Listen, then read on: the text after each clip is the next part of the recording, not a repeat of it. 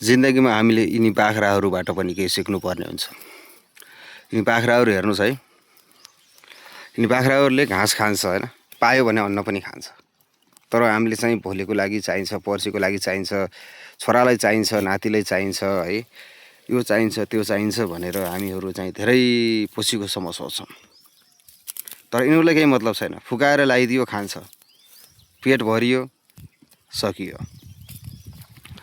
तर यिनी जतिको पनि हामी अलिकति शिक्षित भएनौँ के होइन, कमसेकम यिनी जतिको हामी शिक्षित हुनुपर्ने नि वास्तवमा होइन। तर यिनी जतिको पनि शिक्षित भएनौँ कि यिनीहरूले के गर्छ थाहा छ हजुरहरूलाई?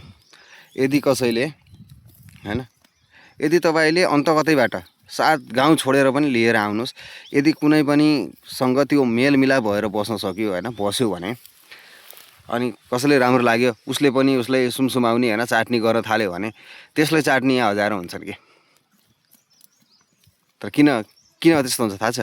किन भनेपछि ओहो यो चाहिँ हाम्रो मतलब मलाई चाहिँ माया गर्यो यसले होइन, यसले मलाई माया गर्यो भने मैले पनि यसको माया गर्नुपर्ने हुन्छ, यसले मलाई इज्जत गर्छ भने मैले यसलाई इज्जत गर्नुपर्ने हुन्छ होइन भन्ने यिनीहरूले पनि सोच्छ कि। तर हामीमा त्यो सोच हुँदैन।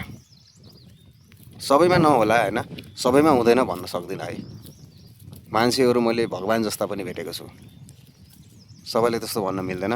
यदि यो भिडियो त्यस्तो नभएको मान्छेहरूसँग, साथीहरूसँग, आफन्तसँग पुग्यो भने पनि यसलाई चाहिँ एउटा भिडियो ग्रुपले हेरिदिनु होला होइन, आफूमाथि नलिनु होला।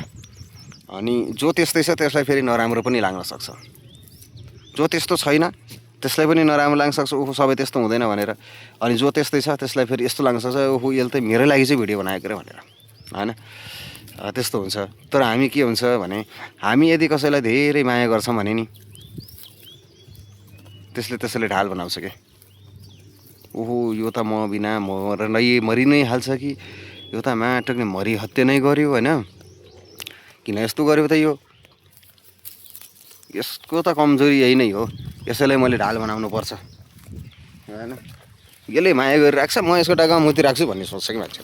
अनि यदि कसैलाई हामीले अनि कसैको बानी हुन्छ कि फेरि हो हल्ला नगर्ने, शान्त वातावरण मन पराउने, एउटा जोडसँग बोल्यो भने अर्को शान्त भएर बोल्ने होइन। अनि त्यो बोल्यो भने एक फेरा बोल्यो, 2 फेरा बोल्यो, ठिकै छ, के भयो त बोल्यो, आफ्नै मान्छे बोल्यो होइन, उसको बोल्ने अधिकार छ, बोल्यो भनिन्छ हामीले। तर त्यहाँनिर के हुँदो रहेछ भन्नुहुन्छ भनेपछि त्यस्तो भयो भने त्यो मान्छेले सोच्दो रहेछ ओहो यो त मसँग डरायो।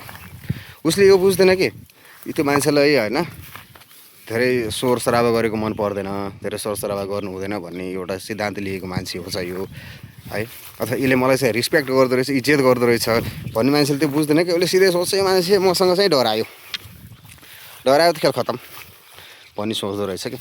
त्यही फरक छ यी बाख्रा र हामी। त्यही भएर हामी पनि राम्रो बन्न सकिँदैन भने बाख्रा जस्तै बन्नुपर्छ। डराएको हो कि रिस्पेक्ट गरेको हो कि होइन, अथवा उसले शान्त वातावरण चाहेको हो कि, त्यो चाहिँ अलिकति अर्कोको मनको कुरा पनि हामीले बुझ्नु पर्ने हुन्छ। बोल्यो अथवा बोलेन अनि त्यसपछि कुनै त्यस्तो शब्द गर्दाखेरि पनि नसुने जस्तो गर्यो भने त्यो नसुनेको होइन, नबुझेको पनि होइन कि, नबुझेको जस्तो गरेको मात्र। किनभने ऊ एउटा बोल्यो म अर्को बोलेँ भने कुरा लामो हुनसक्छ भन्ने सिद्धान्त पनि हुनसक्छ नि त मान्छेको।